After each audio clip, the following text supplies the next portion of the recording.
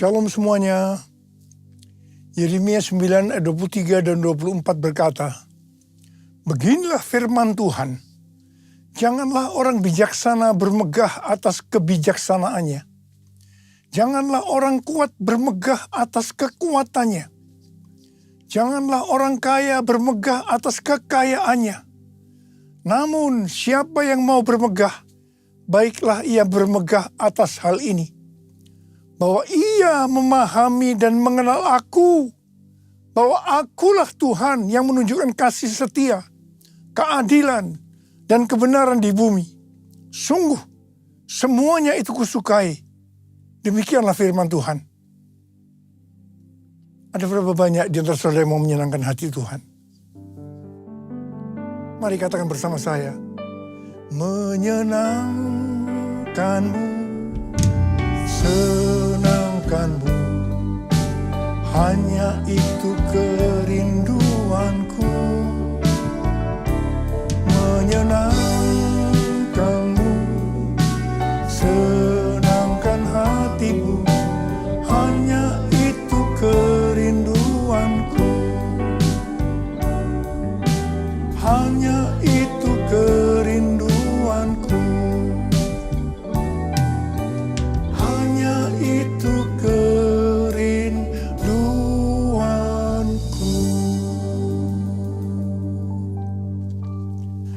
Kalau kita mau menyenangkan hati Tuhan, mau menyukakan hati Tuhan, firman Tuhan berkata, jangan kita bangga karena kita bijaksana. Jangan kita bangga karena kita kuat. Jangan kita bangga karena kita kaya.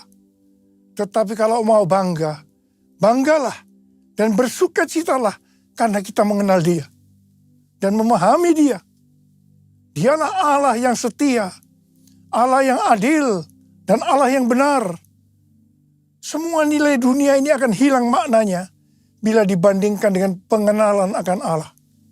Kita harus terus mengenal Dia lebih dalam lagi. Artinya hubungan kita dengan Tuhan adalah hal yang intim. Ini pesan Tuhan yang kuat dalam menyelesaikan amanat agung tahun 2033. Selain itu, sesuai dengan kesimpulan Kongres Lausanne di Seoul tahun 2024 yang lalu, kita diingatkan, let the church declare and display Christ together. Gereja harus declare dan display Christ bersama-sama. Declare Christ atau mendeklarasikan, memberitakan Tuhan Yesus. Siapa pribadi Yesus Kristus? Kasih-Nya, anugerah-Nya, dan perbuatan-perbuatannya kepada seluruh umat manusia. Jesus for everyone. Display Christ atau menampilkan Kristus dalam kehidupan kita. Hidup seperti Kristus, mewujudkan sifatnya, karakternya, ajarannya. Kita harus menjadi garam dan terang. Hidup yang berprestasi, hidup yang berbuah, hidup yang menjadi berkat. Dengan cara ini, maka kita akan disebut murid Kristus. Dan mereka yang melihat kita akan memuliakan Bapa di sorga. Roma 14 ayat 17 dan 18 berkata, sebab kerajaan Allah bukanlah soal makanan dan minuman, tetapi soal kebenaran, damai sejahtera, dan sukacita dalam Roh Kudus. Sebab siapa saja yang melayani Kristus dengan cara ini, ia menyenangkan hati Allah dan dihormati oleh manusia. Kita diingatkan, dalam melayani Tuhan harus berfokus kepada kebenaran, damai sejahtera, dan sukacita dalam Roh Kudus. Melayani Tuhan bukan memprioritaskan hal-hal yang duniawi. Kalau kita melakukan ini, maka akan menyenangkan hati Tuhan dan dihormati manusia. Kolose 3 ayat 1 sampai dengan 4 berkata, karena itu, apabila kamu dibangkitkan bersama dengan Kristus, carilah hal-hal yang di atas, di mana Kristus ada, duduk di sebelah kanan Allah. Pikirkanlah hal-hal yang di atas, bukan yang di bumi. Sebab kamu telah mati dan hidupmu tersembunyi bersama dengan Kristus di dalam Allah. Apabila Kristus yang adalah hidup kamu tampak kelak, kamu pun akan tampak bersama dengan Dia dalam kemuliaan. Ayat-ayat ini mengingatkan kepada kita bahwa kalau kita mau ikut dalam pengangkatan, maka syaratnya adalah mencari hal-hal yang di atas. Memikirkan hal-hal yang di atas, bukan yang di bumi. Artinya, segala sesuatu yang kita lakukan di bumi harus dinilai, dipertimbangkan, dan dipikirkan dari sudut pandang kekekalan dan surga. 1 Petrus 4 ayat 7 berkata, kesudahan segala sesuatu sudah dekat. Karena itu kuasailah dirimu dan waspadalah supaya kamu dapat berdoa. Jadi dalam menunggu kedatangan Tuhan Yesus kedua kali yang sudah semakin dekat, kita harus banyak berdoa. Memuji dan menyembah Tuhan bersama-sama dalam unity siang dan malam. It's all about you. It's all about you. It's all about you, Jesus. It's all about you. It's all about you. It's all about you, Jesus. Dalam menyelesaikan target amanat agung tahun 2033, saat ini kita berada di tahun 2025. Tahun 2025 adalah tahun di mana bencana alam, peperangan, ketidakpastian, krisis ekonomi akan semakin hebat. Kita berada di akhir dari akhir zaman. Seperti yang dikatakan dalam 2 Timotius 3 ayat 1-9. Bahwa hari-hari ini kita memasuki masa yang sukar. Manusia akan mencintai dirinya sendiri dan menjadi hamba uang. Tetapi yang luar biasa, justru dalam keadaan yang seperti ini, Tuhan memberikan tema untuk tahun 2025. Dikatakan bahwa tahun 2025 adalah tahun penuaian. The year of harvest. The year of harvest. Kalau kita menyelidiki ayat-ayat yang merujuk pada penuaian atau harvest, maka terdapat beberapa jenis tuaian. Yaitu yang pertama, tuaian jiwa-jiwa yang terhilang dan membutuhkan pemulihan hubungan. Yang kedua, tuaian perluasan kerajaan Allah. Yang ketiga, tuaian berkat rohani dan jasmani. Dan yang keempat, tuaian hidup yang berbuah atau buah roh. 5, tuaian hidup yang kekal. Dan yang keenam, tuaian di bumi yang mengalami murka Allah. Saya percaya tahun 2025 Tuhan akan banyak berbicara tentang penuaian, yaitu seperti yang sudah disebutkan di atas. Mengenai penuaian jiwa-jiwa, kita sedang berada dalam masa penuaian jiwa yang terbesar dan yang terakhir sebelum Tuhan Yesus datang kembali. Roh Kudus, Pentakosta ketiga sedang bergerak ke seluruh dunia. Harvest now, Jesus for everyone. Harvest now, Jesus for everyone. Kita sebagai orang percaya, kita sebagai murid Tuhan Yesus diingatkan bahwa tugas utama kita tanpa melihat apa profesi kita adalah menyelesaikan amanat agung. Hari-hari ini Tuhan selalu mengingatkan kepada kita tentang tahun 2033. Apa sebenarnya yang terjadi pada tahun 2033? Sebenarnya tahun 2033 adalah peringatan yang ke-2000 tahun kematian, kebangkitan, kenaikan Tuhan Yesus ke sorga. Tahun 2033 adalah peringatan yang ke-2000 tahun pencurahan Roh Kudus. Yang berarti hari ulang tahun gereja yang ke-2000 tahun. Tahun 2033 adalah peringatan yang ke-2000 tahun dilakukannya amanat agung. Tetapi pada hari-hari ini, Justru Tuhan mengingatkan kepada gerejanya bahwa Pentakosta tahun 2033, setiap orang, everyone, mendapat kesempatan berjumpa secara autentik dengan Tuhan Yesus melalui kuasa dan hadirat Roh Kudus. Banyak organisasi-organisasi Kristen, aliran-aliran kekristenan yang bersepakat bahwa target untuk menyelesaikan amanat agung adalah tahun 2033. Matius 24 ayat 14 berkata, dan Injil kerajaan ini akan diberitakan di seluruh dunia menjadi kesaksian bagi semua bangsa. Sesudah itu barulah tiba kesudahannya. Ini adalah salah satu jawaban dari Tuhan Yesus kepada murid-muridnya ketika ditanya, apa tanda kedatanganmu dan tanda kesudahan dunia ini? Ayat ini bisa diartikan, kalau amanat agung sudah selesai, maka sesudah itu baru tiba kesudahannya. Baru setelah itu Tuhan Yesus datang kembali. Kata sesudah itu bisa 1 hari, 1 minggu, 1 bulan, 1 tahun, atau beberapa tahun, tidak ada seorang pun yang tahu. Yang jelas tidak akan lama. Karena Tuhan Yesus berkata, Aku datang segera.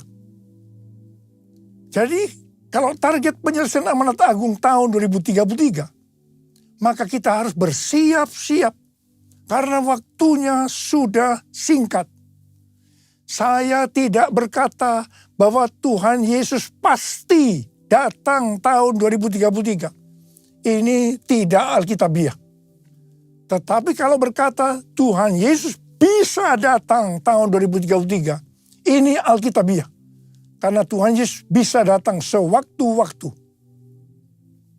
Rick Warren yang juga percaya bahwa target penyelesaian amanat agung tahun 2033, pada tahun 2007 membentuk kelompok yang bernama Finishing the Task, menyelesaikan amanat agung. Ada 4 hal yang dia lakukan, yaitu yang disebut dengan 4B.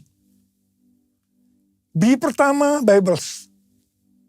Alkitab diterjemahkan ke semua bahasa. Yang kedua, believers. Memperlengkapi setiap orang percaya agar secara pribadi bisa bersaksi tentang Yesus. Yang ketiga, bodies of Christ. Mengajak gereja-gereja untuk menanam gereja di area yang belum ada gereja. Dan yang keempat, breakthrough prayer. Mengajak setiap orang percaya agar berdoa bagi mereka yang belum percaya. Ini aku, Tuhan, utuslah aku, sampai generasiku diselamatkan. Ini aku, Tuhan, utuslah aku, sampai generasiku diselamatkan. Sampai generasiku diselamatkan.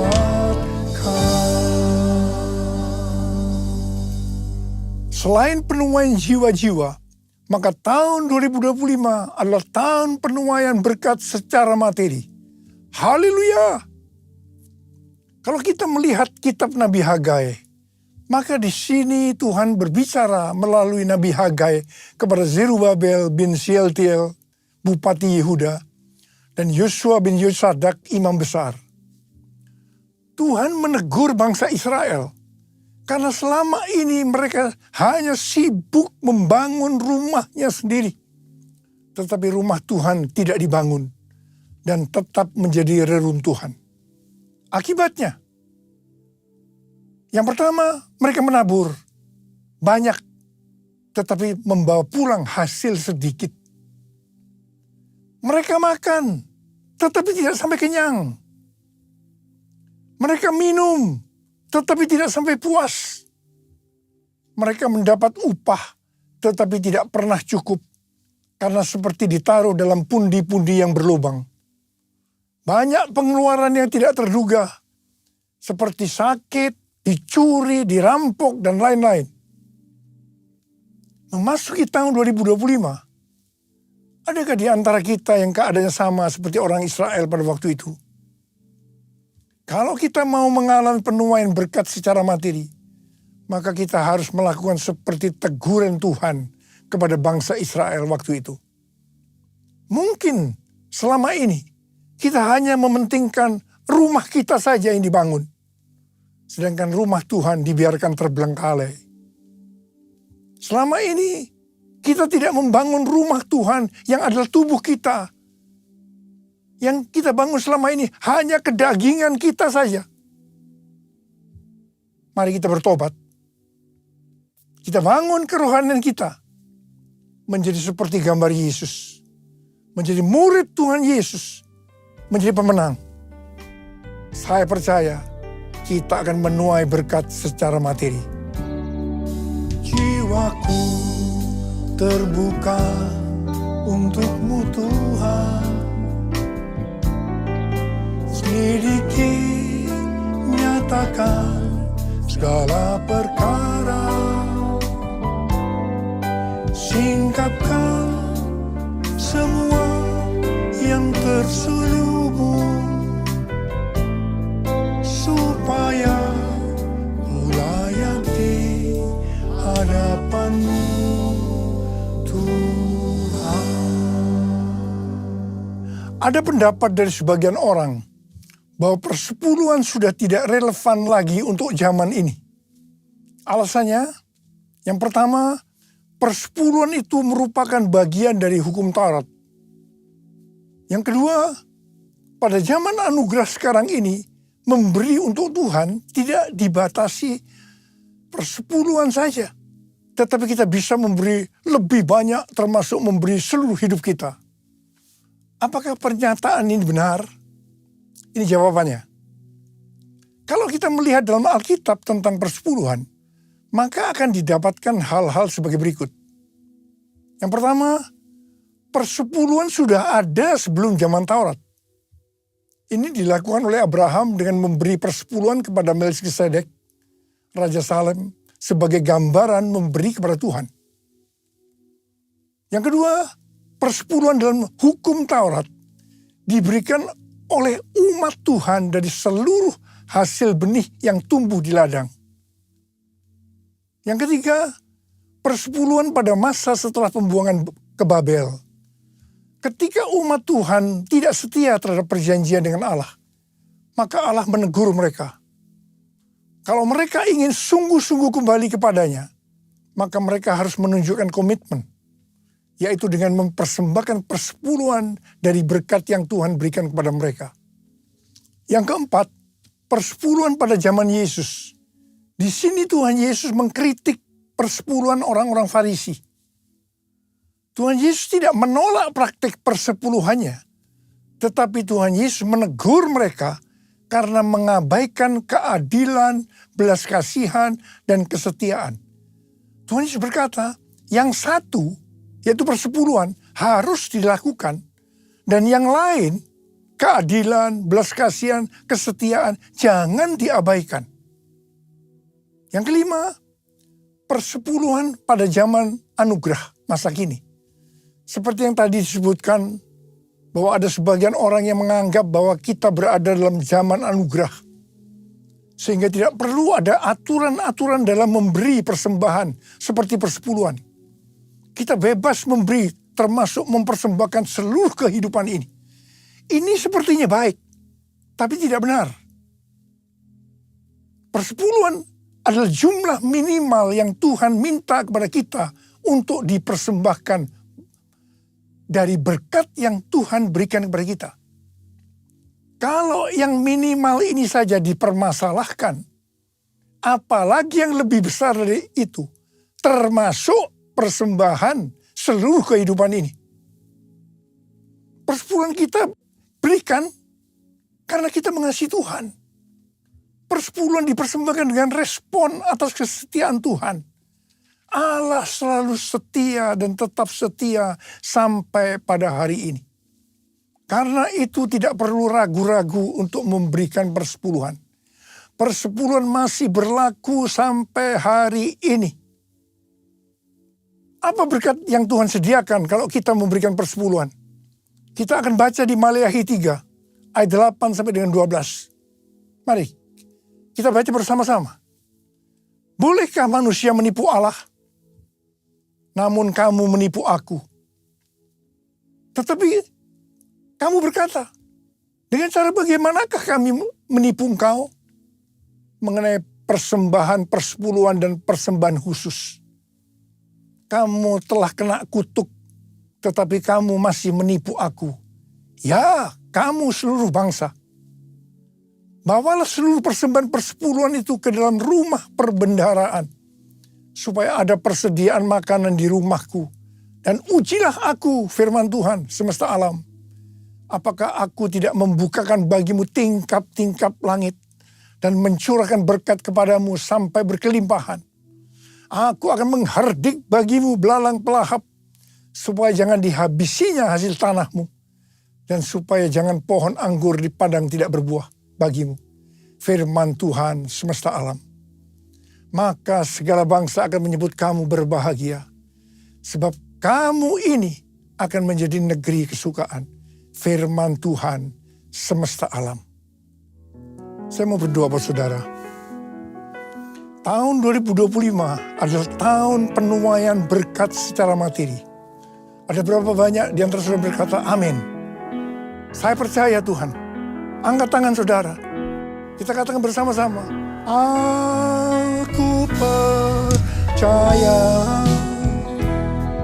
berkat-Mu atasku melimpah. Kebajikan, kemurahan selalu mengikutiku. Ku puji, ku sembah Kau Tuhan. Ku puji, ku sembah Kau Tuhan. Ku puji, ku sembah Kau Yesus.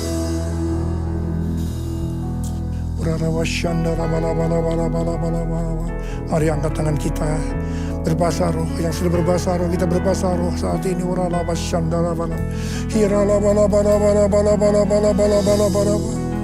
Tuhan berkati anak-anak-Mu Tuhan. Kami saat ini sesuai dengan tema yang Kau berikan kepada kami tahun 2025. Bahwa tahun 2025 adalah tahun penuaian berkat secara materi. Sekarang terima. Terima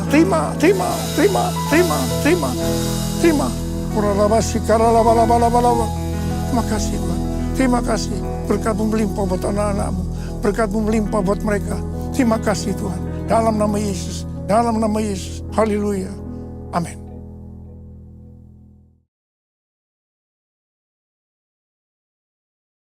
Kita akan masuk dalam perjamuan kudus. Kita akan mengingat ayat ini. Sebab setiap kali kamu makan roti ini dan minum cawan ini, kamu memberitakan kematian Tuhan sampai Ia datang. Perjamuan kudus adalah perjamuan Tuhan Yesus sendiri. Setiap kali kita masuk dalam perjamuan kudus, Tuhan Yesus selalu berkata, biarlah ini menjadi peringatan akan aku. Karena itu mari, arahkan hati kita kepada kebaikan Tuhan. Mari tundukkan kepala. Bapa, siapakah kami sebelum kami mengenal Engkau? Kami semua orang berdosa, upah dosa adalah maut, mati. Tapi Engkau yang tidak berdosa telah dijadikan dosa oleh karena kami. Engkau harus turun dari sorga mulia, mati ganti kami dengan penderitaan yang luar biasa. Sungguh kalau kami pikirkan betapa baiknya Engkau ya Aba. Engkau jadikan kami sebagai anak-anak-Mu. Engkau berkati, Engkau tuntun, Engkau bela, Engkau sembuhkan, Engkau hajar juga kalau kami salah Tuhan. Itu Engkau ya Aba, itu Engkau ya Aba. Terima kasih, terima kasih. Tuhan akan memberkati kita semua melalui perjamuan kudus. Tapi Tuhan mau kita makan dan minum dengan cara yang benar. Karena itu mari introspeksi. Lihat keadaan dirimu masing-masing. Jangan menyimpan dosa. Kalau ada dosa yang Tuhan ingatkan, langsung minta ampun. Ampuni saya. Ampuni saya Tuhan. Ampuni saya Tuhan. Ampuni saya. Ampuni. Kau melihat anak-anak-Mu Tuhan saat ini. Yang menyelesaikan segala sesuatu dengan Tuhan. Berkati. Layakkan kami untuk masuk dalam perjamuan kudus. Terima kasih. Kami akan masuk dalam perjamuan kudus dengan hati penuh ucapan syukur dalam nama Yesus. Amin. Mari, angkat roti di tangan kanan kita tinggi-tinggi. Sebab apa yang telah kuteruskan kepadamu telah aku terima dari Tuhan. Yaitu bahwa Tuhan Yesus pada malam waktu ia diserahkan mengambil roti. Dan sesudah itu ia mengucap syukur atasnya. Dia memecah-mecahkannya dan berkata, inilah tubuhku yang diserahkan bagi kamu. Perbuatlah ini menjadi peringatan akan aku. Sudah dikasih Tuhan, bukankah roti yang kita pecah-pecahkan ini adalah persekutuan kita dengan tubuh Kristus. Mari kita makan dalam nama Yesus.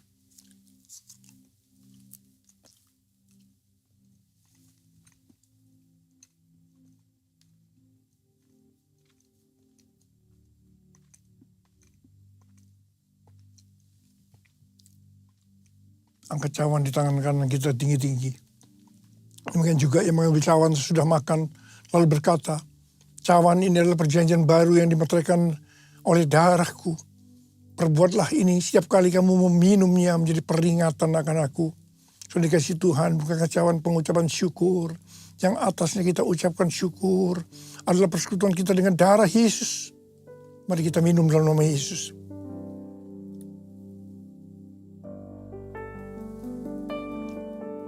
Mari angkat tangan kita, ucapkan syukur. Terima kasih dengan suara, jangan diam. Tuhan terima kasih ya Tuhan. Terima kasih ya Tuhan, terima kasih ya Tuhan. Terima kasih ya Tuhan, terima kasih ya Tuhan. Berkat-Mu melimpah buat kami. Ya Tuhan, terima kasih Tuhan, terima kasih. Tuhan, Kau memberkati anak-anak-Mu, Kau melihat anak-anak-Mu. Saat ini Kau sedang menyembuhkan yang sakit, sedang membebaskan yang terikat, menghibur yang susah, menguatkan yang lemah, memberikan pengharapan-pengharapan yang baru bagi yang datang dengan keadaan putus pengharapan. Tuhan, terima kasih. Terima kasih. Terima kasih Yesusku. Terima kasih Yesusku. Puji syukur hanya bagi Tuhanku. Terima kasih Yesusku. Terima kasih Yesusku. Puji syukur hanya bagi Tuhanku. Terima kasih Yesusku. Terima kasih Yesusku. Puji syukur hanya bagi Tuhanku. Terima kasih Yesusku. Terima kasih Yesusku. Puji syukur hanya bagi Tuhanku. Puji syukur hanya bagi Tuhanku. Puji syukur hanya bagi Tuhanku.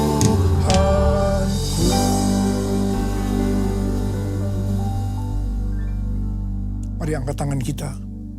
Terimalah berkat Tuhan. Kasih karunia yang berlimpah-limpah daripada Allah Bapa dalam Anak yang tunggal Yesus Kristus. Persekutuan yang manis dengan Roh Kudus menyertai kita semua. Mulai hari ini sampai Tuhan Yesus datang menjemput kita di awan-awan dan bahkan sampai selama-lamanya. Yang percaya bersama-sama katakan amin.